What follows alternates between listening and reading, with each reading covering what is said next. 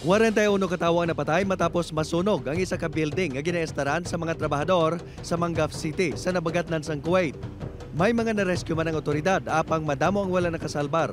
Padayon pa nga ginaimbestigaran ang gintunaan sa sunog. Ang insidente ang ginbasol sang Deputy Prime Minister sa pungsod sa mga paglapas kag kadalok sa pila ka mga negosyante sa real estate. Nangin kaangay sang isa ka ghost town ang Banwas ang Tila sa pungsod Mexico. Matapos sining ginbayaan sa ginabulubanta 4 mil sini ka mga residente tungod sa ginamo sa tunga sa mga gang.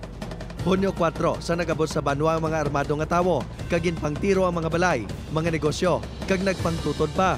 Ang lugar ang kontrolado na subong sang otoridad, kag may 6 na katawo nga ginpang-detain. Ang ginamo sa tunga sa mga gang ang nagatulod sa mga pumuluyo sa madamo nga lugar sa Mexico nga magpalagyo, kag ang iba na nag-apply para sa asylum sa Estados Unidos.